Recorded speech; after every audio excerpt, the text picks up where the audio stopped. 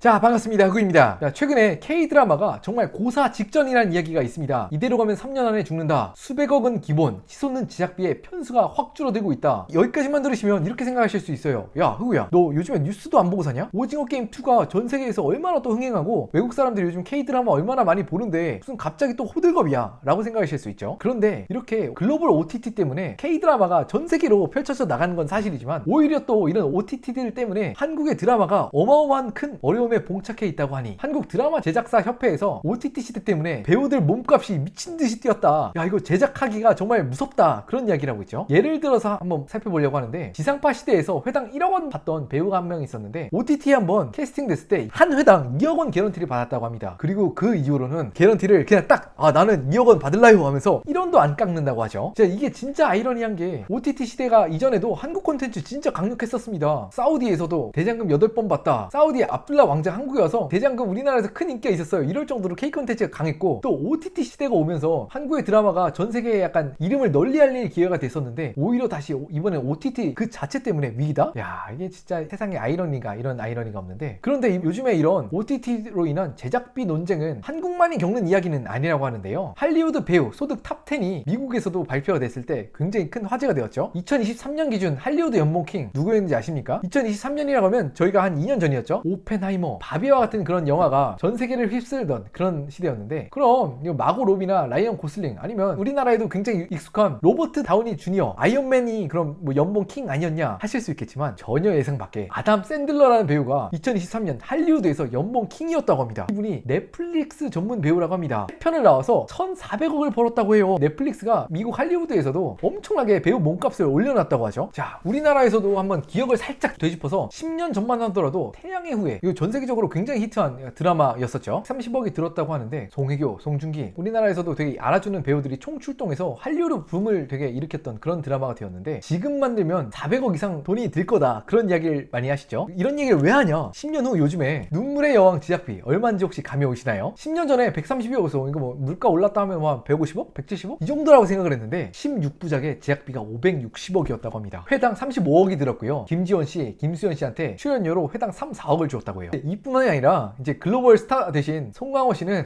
전 이름도 못 들어봤는데 여러분 이거 보셨나요? 삼식이 삼촌 디즈니에서 출연해서 회당 출연료를 7억 원을 받으셨다고 하죠. 이걸 이렇게 받고 흥행에 실패한 거야? 야, 진짜 우리 옛날 같았으면은 뭐 MLB에서 뭐 먹튀다 뭐 그런 얘기 하는데 진짜 먹튀가 요즘엔 배우 아닌가 그런 생각도 하고요. 이렇게 돈을 많이 버니까 그런 말씀 많이 하시죠? 야, 연예인들 돈 모으는 속도는 진짜 말이 안 된다. 일반인이 무슨 690만 원 버는 거 느낌으로 진짜 연예인들 막 빚 다 갚았다, 사업으로 망한 거, 예능 출연, 배우 출연 뭐 이런 것들 다 갚았다 하는 게 이제는 이해가 가는 순간이죠. 요즘에 제작비가 얼마나 많이 올랐냐면 한류 스타 없이 사실 그냥 한국에서만 알려진 그 배우를 출연해서 예쁘게 잘 TV 드라마를 만들었던 선지엽국 티와 같은 드라마는 제작비가 한 200억 정도가 든다고 하고요. 유명 배우 뭐 송혜교, 송중기 이런 분들이 들어간 드라마는 최소가 기본 500억이라고 합니다. 또 아이유 씨가 나온 폭삭 속았수다도 600억이 들었다고 하죠. 이 정도면 진짜 옛날이었으면 그냥 한국 블랙버스터인데 그런데 요즘에는 OTT사들도 한국 드라마 요즘 너무 돈이 많이 드는데 이거 좀 심한데? 그런 이야기를 하시는 분들이 있다고 하죠. 요즘에 국내 OTT사들은 어떤 선택을 하고 있는지 혹시 감이 오시나요? 이제 드라마가 가성비가 아니다. 이렇게 드라마 제작비가 올라가다 보니까 오히려 스포츠가 가성비다. KBO 독점 중계 이런 판권을 사왔다고 하죠. 매주 컨텐츠가 끊임없이 나오는데 보통 이게 중계권료가 350억에서 400억 정도 한다고 제가 들었는데 이제는 옛날에는 드라마 뭐 4, 5편 만들 돈이었는데 그것도 막 해외로 수출까지 노려볼 수 있는 이제는 1년 내내 중계를 할 수 있는 야구 중계료가 되다 보니까 아니 이게 훨씬 낫다 그죠? 왜냐면 매주 몇 번을 방송 편성을 할 수 있고 그게 1년 내내 가니까 드라마는 8번 딱 내보내고 끝이잖아. 그뿐만이 아니죠. TV는 아예 스포츠로 노선을 튼 것 같습니다. UFC, 라리가, KBL 방금 보여드렸던 KBO 그에 반해서 이제 웨이브는 조금 자금력이 딸리는 것 같아 보이죠. 이게 드라마를 제작하는 게 이렇게 비싸지다 보니까 2023년엔 오리지널 드라마를 낸 게 2편이었고요 2024년엔 드라마를 만드는 게 제로입니다. 이게 만드는 걸 이제 포기했고 컨텐츠를 사와서 우리한테 이제 웨이브에서 보여준다. 2년 3년 된 거 그런 식으로 노선을 잡아가는 것처럼 보이죠. 국내 OTT사는 이렇게 변해가고 있고 또 제작비 폭등으로 지상파마저 되게 힘들다고 하고 있습니다. 수목 드라마는 대부분 이게 약간 메인이 아니다 보니까 제작이 잠정 중단됐다고 하고요. 월화 드라마도 대폭 편성이 축소되고 있다고 하죠. 어느 정도 수준인가 한번 수치가 궁금해서 찾아봤더니 2022년까지만 하더라도 지상파에 국내 채널에서 약 141편이 방영될 예정이었던 드라마 편성수가 2023년엔 123편, 24년엔 100편으로 줄었다고 합니다. 40%가 줄었다. 와.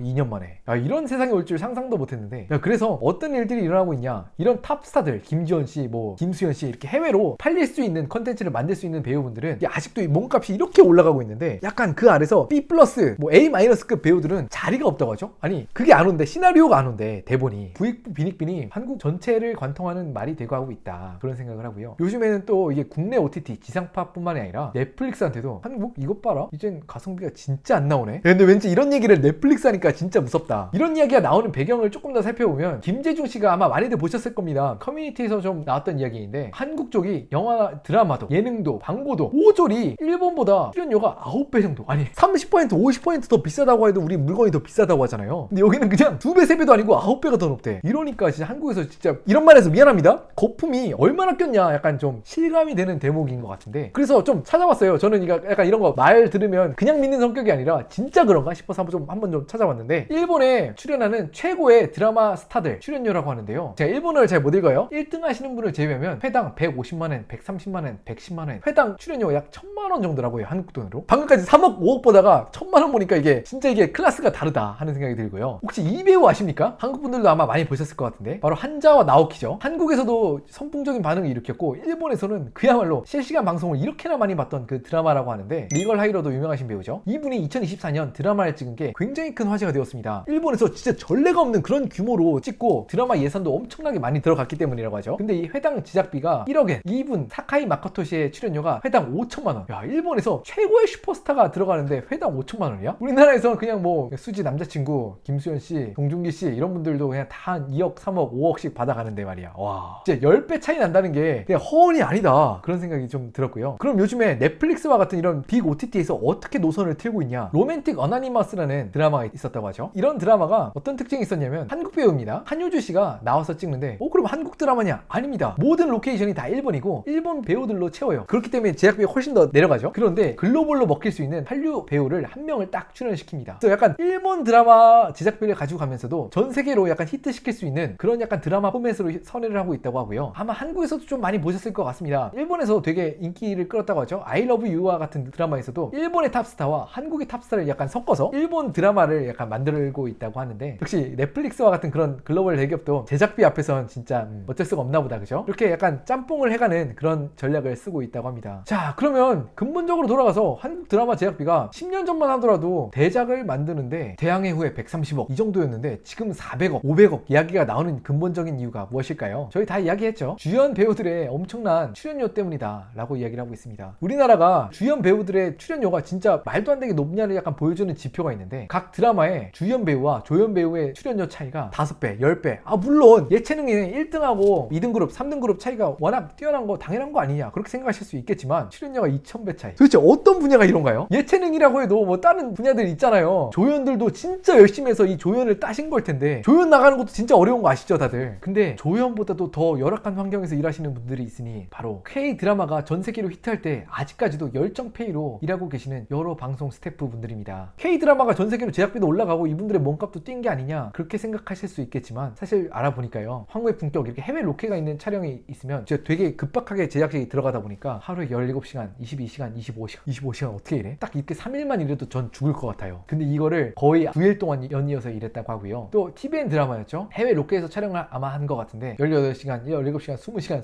23시간 하고 난 다음에 바로 출국 준비. 이게 K 드라마가 전 세계로 히트하는 거에 약간 되게 그림자가 있는 게 아닌가 싶은 생각이 드는데요. 이분들의 약간 처우를 더 개선시켜주기 위해서는 좀 뭐가 필요할까? 저는 약간 마땅히 떠오르지가 않아요. 시장 경제에 이렇게 백날 맡겨봤자 이분들이 처우가 나아지는 게 아니어서. 그래서 이런 결과가 어떻게 돌아갔냐? 제작비 인플레이션 파급 효과가 생각보다 여러 군데서 터지고 있는 것 같습니다. 옛날에는 K 드라마가 글로벌 시장에서 먹힌다는 미국 드라마보다 10분의 1밖에 안 되는 완전 초가성비죠. 초가성비로 만들 수 있기 때문에 K 드라마 가성비도 10분의 1밖에 안 되는데 해외에서 글로벌에서 먹힐 수 있어? 그래서 엄청나게 디즈니, 뭐 넷플릭스 이런 큰 회사들이 한국 드라마에 투자를 많이 했었는데, 옛날에는 진짜 엣지가 있었습니다. 일본 드라마는 사실 그 만드는 약간 그 감성이 있어. 감성이 그 나라 사람들만 약간 이해할 수 있는 그 내수 전형인 약간 맛이 있고요. 또 중국 드라마는 약간 이런 사극들, 되게 이해할 수 없는 리액션들, 막 그런 것들 때문에 약간 오글거린 맛이 있다고 하나? 글로벌로 성공한 드라마가 거의 없잖아요. 그랬는데 이제 그런 경쟁 우위가 사라지고 글로벌 OTT마저, 내수 OTT, 글로벌 OTT 할 거 없이 도망가고 있는 상황이다. 앞으로 넷플릭스 독주가 예정된 시대에서 K-드라마가 쭉쭉 잘 나갈 수 있을까? 투자가 계속 이어질 수 있을까? 그런 미래가 암담한 상황이라고 하죠. 이걸 도대체 어떻게 해결해야 될까요? 궁금해서 한번 찾아봤는데 이런 묘수가 있다고 합니다. 2022년 광전천국에서 우리나라 지금 뭐 방통위 이런 데인가 봐요. 중국 드라마 발전 계획에선 중국에서는 배우 출연료가 전체 제작비의 40%를 넘지 못한다. 주요 배우 한 2명 3명 합쳐서 전체 출연료의 70%를 초과하면 안 된다. 진짜 이런 거 말도 안 된다고 생각하실 수 있겠지만 효과는 굉장하겠다. 그죠? 전체 제작비에 배우 개런티 제한을 걸었다는 거잖아요. 우리나라로 치면 야 너네들 왜 이렇게 돈 많이 벌어? 야 SNS에 너네들 너무 위화감 조성해. 10억? 택도 없는 소리 하지마. 너네 너 뭐 1000만원 1000만원으로 먹고 다 잘 살잖아. 5억? 말도 안 되는 소리 하지마. 500만원 막 이렇게 한다는 거잖아요. 중국 무섭다 안 그래요? 하여튼 이런 방법도 있는 것 같고요. 그런데 요즘에 좀 점점점 변하고 있는 시대는 넷플릭스가 말도 안 되는 굳건한 일황 시대에 들어가고 있는 것 같다. 그런 시대가 되면 드라마 제작을 하는 성공 공식도 완전히 바뀌어버릴 것 같다. 그런 말씀을 많이 하시죠. 넷플릭스 점유율이 글로벌로 50%가 넘고 있다고 합니다. 디즈니 플러스, 아마존 프라임 비디오, 파라몬트 이렇게 쟁쟁한 미국의 케이블 채널들 아니면 엄청나게 강력한 IP들 가지고 있는 회사들이 다 뛰어들었는데 넷플릭스한테 상대가 결국 안 됐다고 해요. 넷플릭스가 이렇게 전쟁에서 어떻게 이길 수 있었냐? 뭐 여러 가지 이유가 있겠지만 최근에 대두되고 있는 사실은 같은 컨텐츠라도 넷플릭스를 통하지 않으면 해외로 성공할 수가 없다. 그런 이야기를 하고 있죠. 이게 뭔 소린가 해서 한국의 예시도 한번 가져와 봤는데 최근에 약한 영웅이라는 드라마가 큰 인기를 얻고 있습니다. 근데 사실 이게 약한 영웅이라는 제작비도 20억밖에 안 들어간 진짜 해자 드라마고요. 놀랍게도 2022년 웨이브에서 처음 공개된 드라마입니다. 그러니까 거의 한 3년 전 드라마고 제작은 더 옛날이었겠죠. 그 공개 당시에는 상당히 반응이 미력지근했다고 해요. 근데 웨이브가 이 판권을 넷플릭스에 갖다 다시 팔았죠. 사람들 이거 뭐 망한 드라마네 볼만큼 봤으니까 좀 싸게 넘기자 하고 보니까 이게 결과가 어떻게 됐는지 아십니까? 글로벌에서 3등을 했다고 합니다. 실시간이에요. 바로 며칠 전 통계입니다. 2025년 3월 26일 제작비 20억에 3년 된 드라마가 글로벌에서 3등을 하고 있어요. 이런 가성비도 없다. 근데 이게 왜 잘 됐냐? 넷플릭스에서 해서. 근데 이런 케이스들이 계속 나오고 있다고 해요. About You라는 드라마가 있죠. 이것도 라이프타임이라는 케이블 TV에서 먼저 방영을 했대요. 이게 처음 나왔을 땐 주목을 못 받았대요. 근데 넷플릭스에 오니까 넷플릭스 역사상 가장 긴 시청 시간을 기록한 드라마가 되었다고 합니다. 이것뿐만이 아니죠. 루시퍼, 다 라스트 킹덤, 뭐 폭스 채널에서 폭망했다, BBC에서 망했다 하다가 넷플릭스에서 오니까 계속 대대로 성공. 이러니까 다른 OTT 회사에서 우리 항복하겠습니다. 넷플릭스 형님 우리 작품 넣어주세요. 이렇게 되어버렸다는 거잖아요. 사실상 이제 간물주, 건물주 그 자체가 되어버리고 있는 것 같은데 넷플릭스가 그럼 이제 새로운 시대가 도약했을 때 드라마 제작사 입장에서 어떻게 다가갈 것이냐. 넷플릭스가 많은 분들이 주목을 하고 계시진 않지만 메타 데이터를 독점하고 있습니다. 우리가 재밌게 보는 영화나 드라마 사실 이걸 얼마나 봤냐, 얼마나 히트했냐 이런 데이터가 아주 생각보다 많이 공개되고 있는 건 아니에요. 시청률이 몇 %냐, 클릭수가 얼마냐, 시청 지속 시간이 몇 분이냐, 몇 시간이냐 이런 핵심 데이터를 일절 외부에 공개하고 있지 않다고 하죠. 뭐 언뜻 듣기에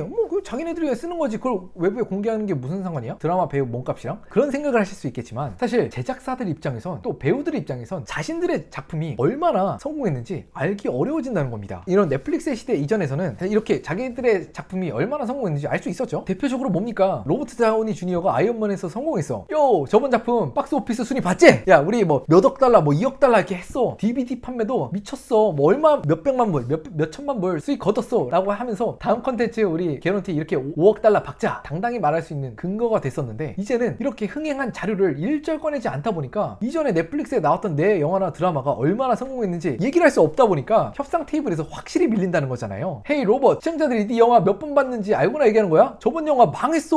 5억 달러? 말 같은 소리 하지 마. 너 이번 회당 1억만 받아? 이렇게 초갑으로 나올 수 있다는 거잖아요. 이렇게 요즘에 할리우드 배우들이 입이 삐쭉 나온 게 이런 것만이 아닙니다. 또 하나 있죠. 다들 많이 보셨을 겁니다. 우리나라에서도 굉장히 많은 분들이 좋아하시는 프렌즈의 주연으로 나오신 제니퍼 애니스톤이 계시죠. 이분이 아직도 넷플릭스 나오는 드라마하고 영화에서 많이 나오시는데 제가 진짜 이거 보면서 충격적인 이야기였는데 프렌즈 주연 배우가 아직도 재방송 수익이 엄청나다는 걸 알고 계십니까? 재방 수익을 무려 아직도 2%를 가지고 간다고 합니다. 이게 주연 배우 6명 있는데 2%를 나눠 갖는 게 아니라 각자가 2%씩 가져간대요. 그거야. 나온 지 그거 20년 가까이 된 드라마인데 야 2% 해봤자 얼마나 되겠어? 라고 할 수 있겠지만 재방송 수익이 한국 돈으로 연 1조 2천억 2016년 기준이긴 해요. 주연 배우들이 매년 약 250억을 받는다고 합니다. 이렇게 영화나 드라마가 한번 빵 뜨면 전 세계적으로 다시 재방할 수 있는 그 재방으로 나오는 수익이 꽤나 절대 무시 못하는 엄청난 수익이라고 하는데 이제 넷플릭스한테 재방료 내나요? 택도 없죠. 넷플릭스는 그런 거 일절 주고 있지 않다고 합니다. 이렇게 점점점 방송사들 그리고 또 배우들이 초갑 넷플릭스 앞에서 협상력에서 계속 밀리고 있는 모습을 보여주고 있습니다. 한국도 역시나 약간 그런 모습을 기지 않을까. 또 이제 한껏 올라갔던 배우들의 몸값이 넷플릭스한테 좀 약간 뚝배기가 깨지지 않을까 그런 생각도 좀 드는데 넷플릭스 주가가 최근 며칠엔 좀 트럼프 트럼프 형님의 관세 영향으로인지 조금 떨어지긴 했지만 5년 동안 170%, 나스닥은 그 이상이다. 와, 그런 생각이 들죠. 넷플릭스가 망하려면 어떻게 해야 될까? 어떻게 망해야 될까? 참 그런 생각도 해보고요. 우리나라가 네이버하고 카카오까지는 IT 기술력들 진짜 잘 따라왔는데 글로벌 OTT를 따라가지 못했다. 그런 생각도 좀 해보죠.